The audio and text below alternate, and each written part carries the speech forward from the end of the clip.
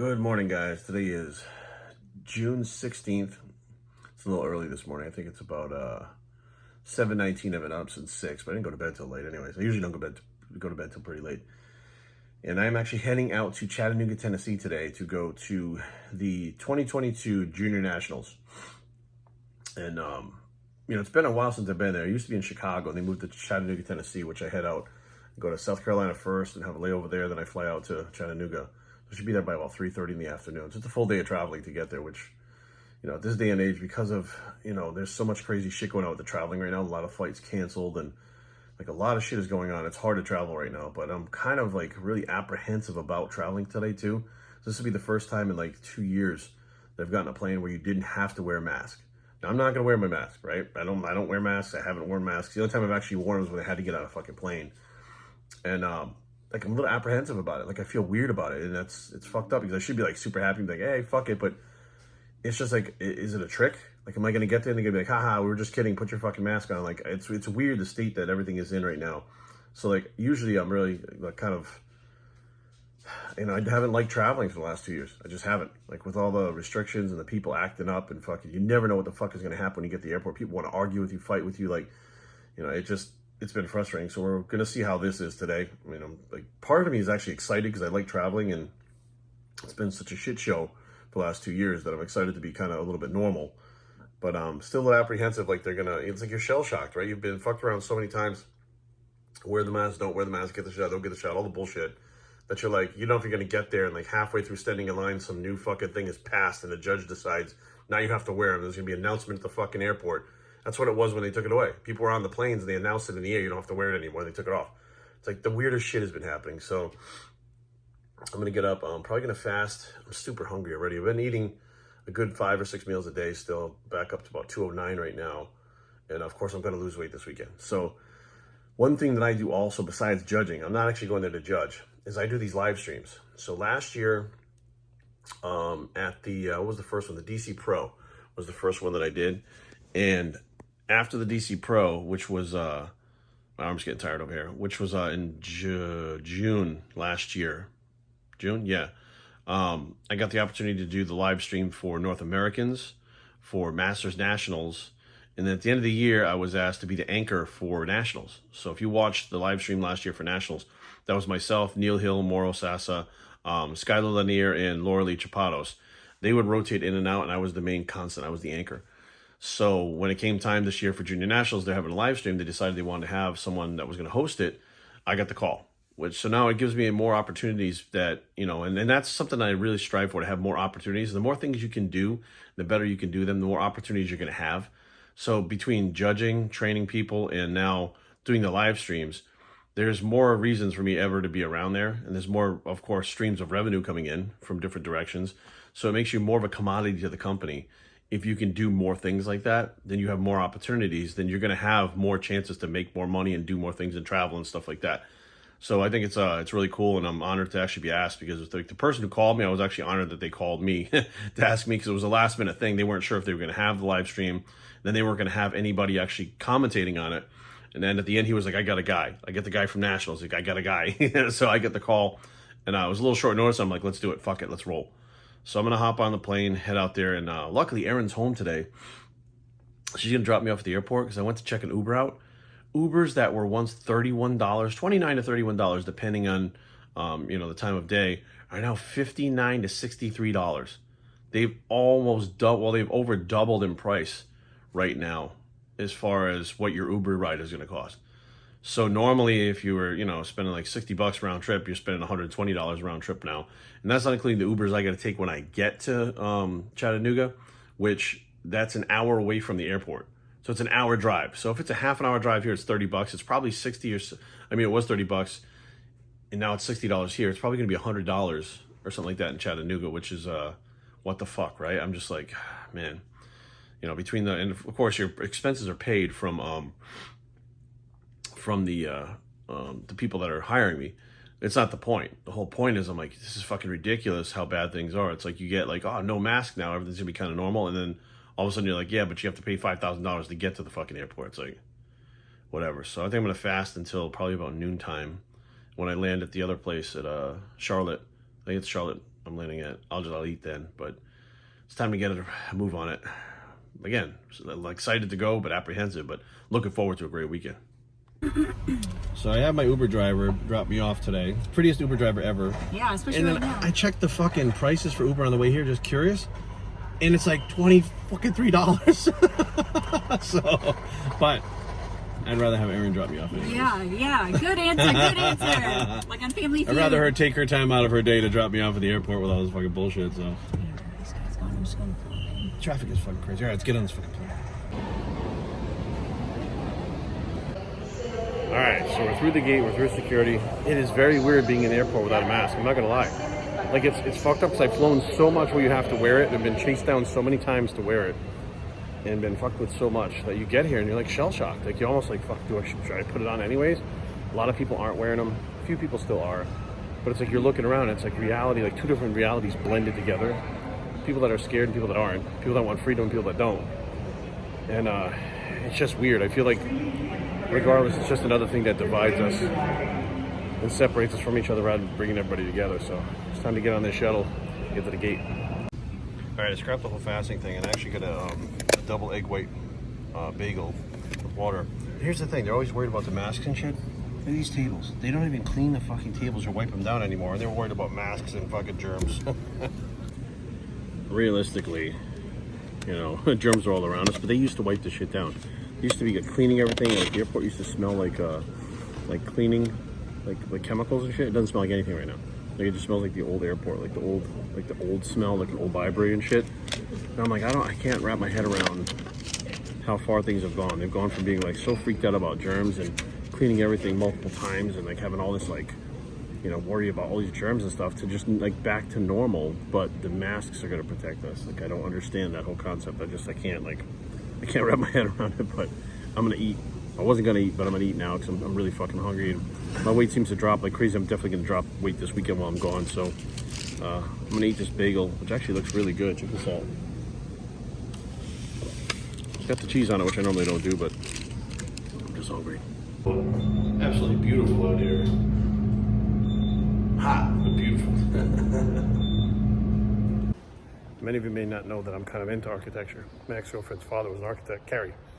And we went to see Frank Lloyd Wright's house called Falling Water. I've actually visited there before, which is actually pretty cool. But even things like airports, like I recognize the architecture and stuff, and being a Freemason, we're actually taught about architecture, even though I'm an actual stonemason, we're taught about that stuff. So very interesting, fascinating stuff for me. So the venue is in this huge hall, which is, it's a pretty big venue. I really like it. It's a convention center here in Chattanooga. Cool architecture.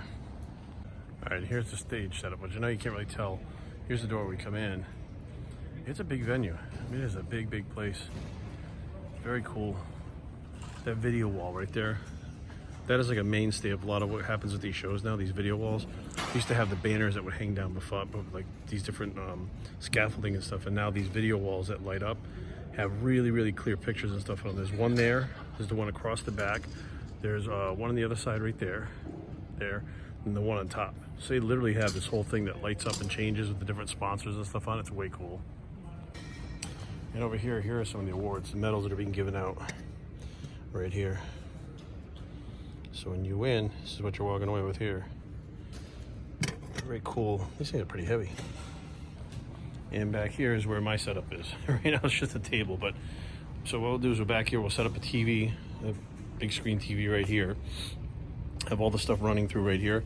And I'll watch it here with the headphones on. And basically what's gonna be going on is right back here, here's the staging. So they'll be going up those stairs to get on the stage, and all the controls, all the audio and everything, the light walls, video walls, everything is over here, right? So as they're coming from like the pump up room and stuff through here, they'll go right up there, up to the stage. I believe they go up one side and then come down the other side, 2 sets of stairs. I don't remember which one's which. I believe they go up this side and then come out and go down that side over there. But they put me back here because I'll have a microphone on me. So all the stuff that's going on back here with them talking and yelling and doing all the stuff they have to do back here, it's going to interfere with that. You'll be able to hear it. So they put me back there so I don't hear everything that's going on over here. You kind of get as far away from up here as possible so that you don't get that stuff from the background. All right, and just like that, I am in Chattanooga, Tennessee, And okay, so let me back up because there's some stuff you guys missed on the way here. So I know I talk a lot about the mask thing, but I've been traveling for the last 2.5 years, about 2 years, with the masks on. And I got to the airport and things are weird. When I sat on the plane, the lady next to me, we talked about it, and we were both, she wasn't wearing the mask either, and she was like, you know, it really does make things a lot better. Like, traveling is enjoyable again. And when I got to the gate, there was 47 people there at the gate, including employees, and there was 5 people with masks. So I'm like, now the people that didn't want to wear the mask before, that thought they were the minority, realize they're the majority, right? And the minority of the people that actually want to wear them, that are wearing them now, is like a sliver, like a tiny, like 1% of the people that want to wear them. And I was just kind of looking at it, looking around, and the people wearing the masks look depressed. They looked worn down. They looked sad. They looked like, fuck, they did not look good. They looked like we did, I guess, you know, like when people had to wear them. The people not wearing the mask were walking around, laughing and joking, eating, like, you know, shopping at the stores and stuff at the mall, in the airport. Like, they were like totally, like, it seemed like everybody was back to normal and enjoying traveling and liking their life again.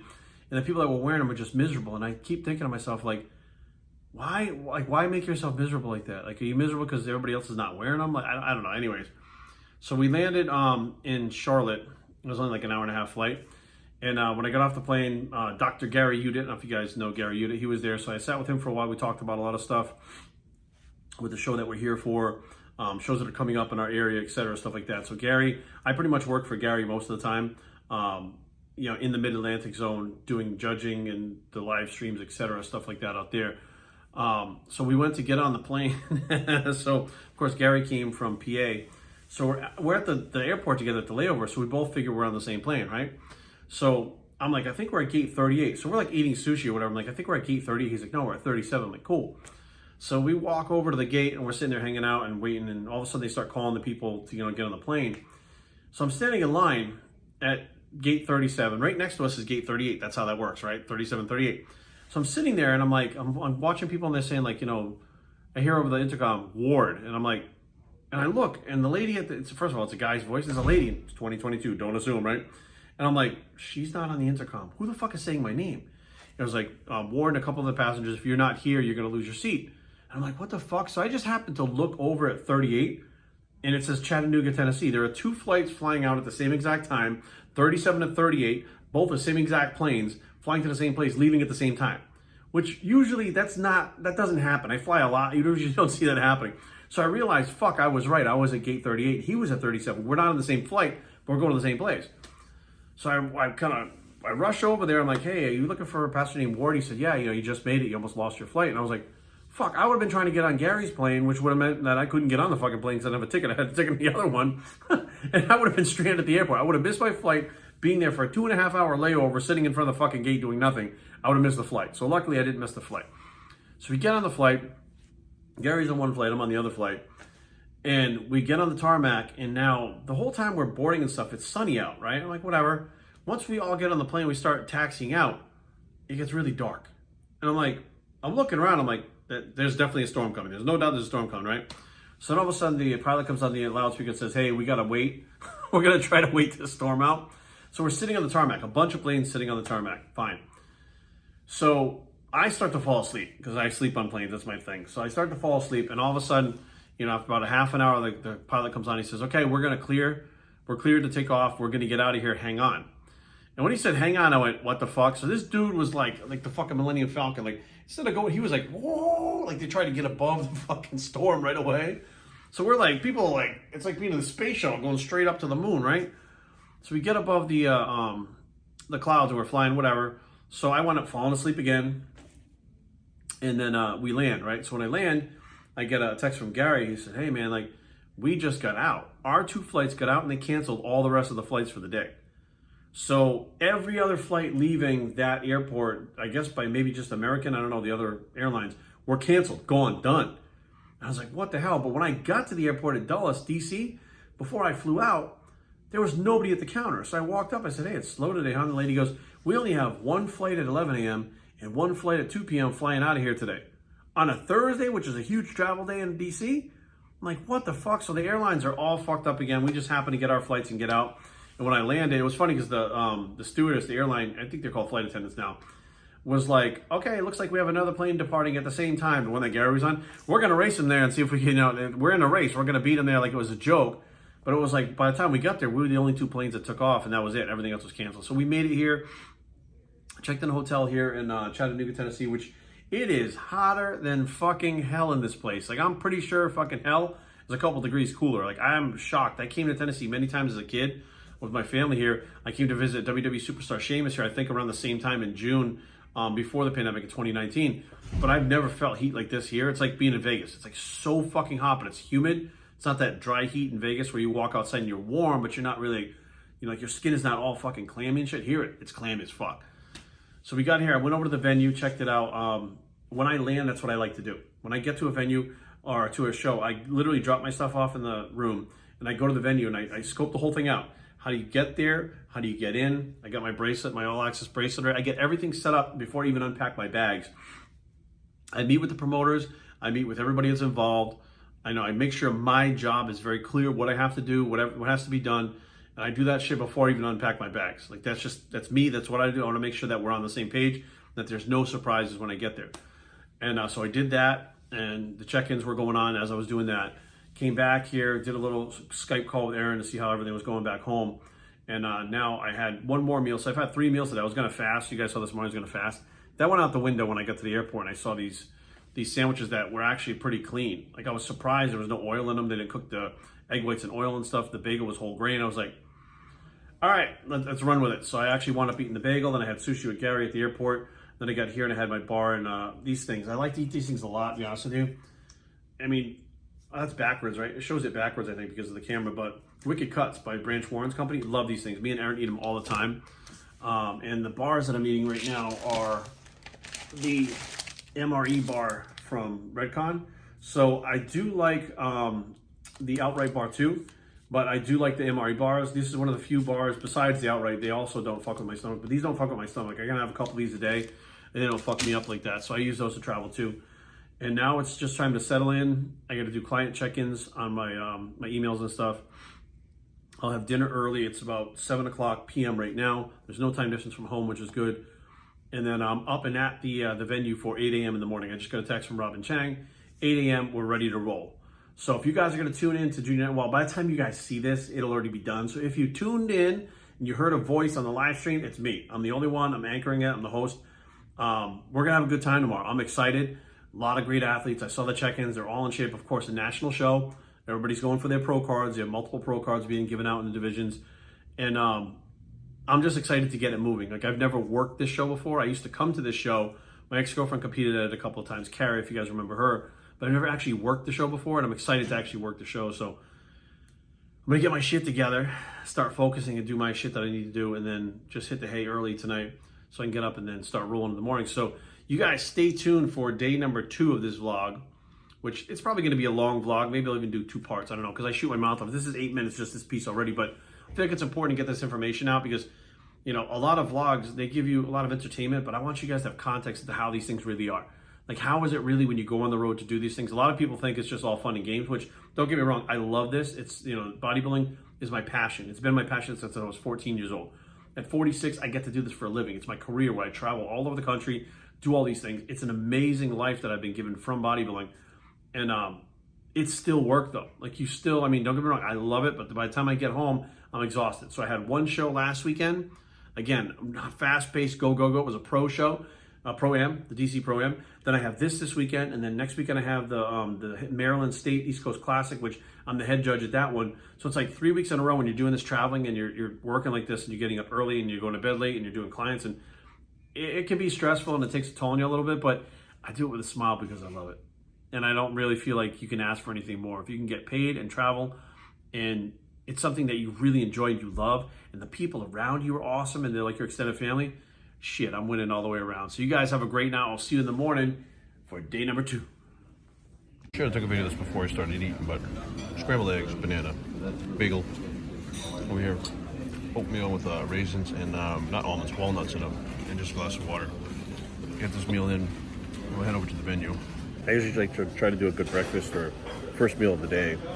Things get so wrapped up, you don't know when you're going to eat again.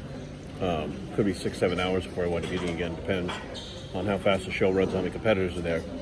So I'll always stop at the buffet, or if there's a restaurant in the hotel or whatever, and just try to get a big meal in first thing in the morning.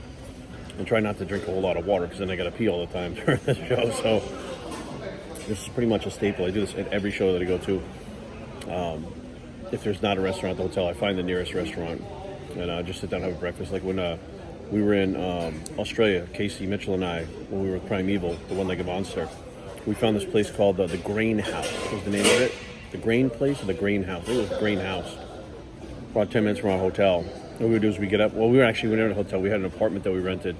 Primeval got for us. So we just like literally got there, found the spot, so that every day we'd get up, go there, eat, and then go to the expo after that. So it's always important for me to have like a routine, especially when the day one I get there, I start a new routine and find spots where I know how to get there and navigate and stuff, because time management is super important with these things. Like I got to be there in the next 15 minutes. I got to finish this food, get across the street. So you can't be screwing around in the morning when you get up, especially when you're like half asleep. And you get up and you're like, what the fuck is going on? So just finish this and get over to the venue. All right, now we got a full stomach. We can head over there and be ready to rock and roll. 8 a.m. we have a meeting, and it's the athletes meeting, which is a little bit different than the normal meetings that we have for the local and regional shows. And then I believe 9 a.m. we go live. So if you guys are tuning in, by the time you see this, it'll be done. But if you guys tuned in, listen, thank you very much, and I hope it was entertaining and educational. Let's do it. All right, we're literally 5 minutes away from going on the air, but I wanted to show you guys this. So we literally got here at one of the hottest days of the year. I said one of the hottest days ever here. So I walked by this thing and I can feel the heat like coming off of it. I was like, what the hell? Like when I walked by, it was like a heater was on. I came over and I touched this thing, and just from the sun outside, it's like fucking 8 o'clock in the morning, and it's hot as fuck. Like you can feel it coming through the walls and shit. Humidity is crazy here. It's like living in the desert. I thought I was in Vegas when I got here, but man, I came here a lot when I was a kid in Tennessee in the summer times, but it was never like this. So, global warming in effect. Up next, competitor 79, Xavier Hunter. He'll make his way to the stage, go right into that front pose. And he takes his time getting into that pose, showing you what he's got, right? Front pose, transitioning to the rear pose. And he'll transition right back to the front. Great overall look, good symmetry, good shape, good muscularity. Please welcome competitor 80, Richie Maynard. Next up, competitor number 80, Richie Maynard. So one cool thing about being here at the Junior Nats is we actually have, I have my own private dressing room, and the MC Billy has his own private dressing room. So this is his dressing room B, and this is mine, dressing room A. There's like a little green room here that people can hang out in, like after they're done dressing again. I don't know what else goes on here as far as stuff, but it's cool because you have this little thing in here, which I really don't need all this to put on a polo shirt. You know, of course, you have like a bathroom in here that's got like shower stalls and everything in it. So it's actually pretty cool, which we usually don't get this type of treatment most of the time when we travel, but it's actually pretty cool to have it here, so I'm enjoying it. Heard some noise outside. I was like, what the hell's going on outside? And sure enough, fireworks. I don't know what the fuck's going on. It's not 4th of July. That's a nice surprise. It's gonna be the grand finale now. That shit just keeps blowing up, blowing up, blowing up. I wonder what the fuck is over there. It's on the other side of the west end. There's something going on, unless it goes on all night long every night. I have no idea.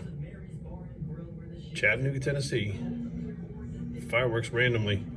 All right, 7:15 in the morning on Sunday. I didn't really film anything yesterday because it was just more of the same stuff that we filmed the day before, and I was back there on the monitor the whole time, so it wasn't like anything was really going on, nothing new. Yurishna came to do like a guest posing, which is cool.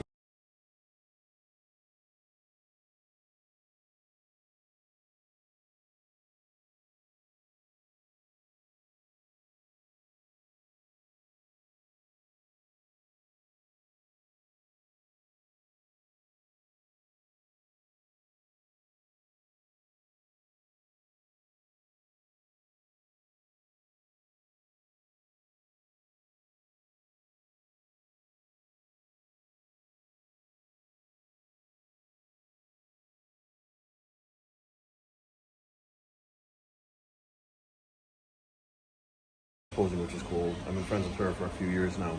Super great lady. The wellness, obviously the face of wellness division.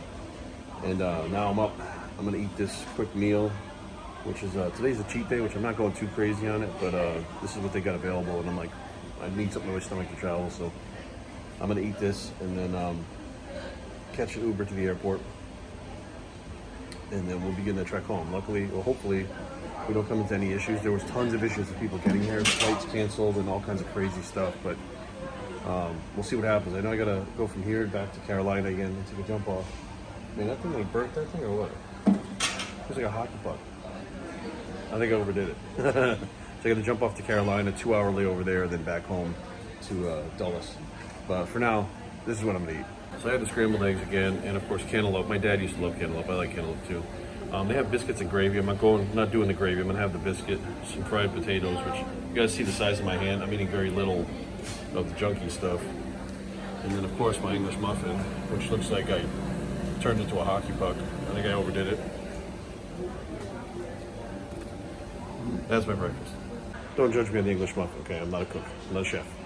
I can barely use the microwave. All right, I think I should make something very clear. So I said today is cheat day. Well, when I got here on Thursday, I had a burger, which I normally don't do like on Thursday. I had a burger, fries, and a salad. I had dinner with Gary Udip, and that's what I wound up eating there. And then Friday, when we were done with the first day of the show, I was so tired. I'm like, I don't even care. I just want to eat again. I hadn't really eaten much all day. I ate a burger again. Actually, they brought me a Subway sub too. I never eat Subway, but they got us turkey subs. It's better than I remember it. I think the food's a little bit better from Subway, but I never usually eat that crap. They brought me Sandy Williamson brought me a sub and put it on the table while I was doing the live stream. I was like taking bites of that in between the live stream. And so yesterday, Saturday, I was just like, you know what? I really don't feel like eating any garbage. You got up in the morning, I had some eggs, some fruit, went to the show. When it came time for like the intermission, I came back to the hotel and I ordered from a Mexican place. I got chicken, rice, and beans. And then I didn't eat for the rest of the day pretty much. I brought my bar and stuff with me, my MRE bar. But then last night, I was just at the point where I didn't even want to eat garbage. Like I normally just would eat whatever on a Saturday night. I have dinner with Aaron usually, but it's usually a steak and some potatoes. I had some plain salmon, some grilled plain salmon, some plain rice, broccolini, and a salad. So I did eat kind of shitty, which I normally don't do, especially with all these trips, but it's one of those things. Things are just so fast paced that I was like, I really don't care. So it's like, I'm not really sticking to a schedule. I just kind of eat as I kind of want to, as I feel. I mean, my body weight doesn't go up and down. My body composition doesn't really change. It's not something I do very often, but I figured I would like, why not just tell you guys that, right? Like today's a cheat day. Well, I pretty much had like three cheat days this week, which is fine. I mean, it is what it is. But I feel like if I'm saying today's cheat day, that implies that I've been super strict all week, which I haven't been. And I think that's a lie. So this is me coming forward and bearing my soul because I felt like that was a lie. And I'm gonna have a sip of water from my fancy glass now, finish my breakfast, and get out of here.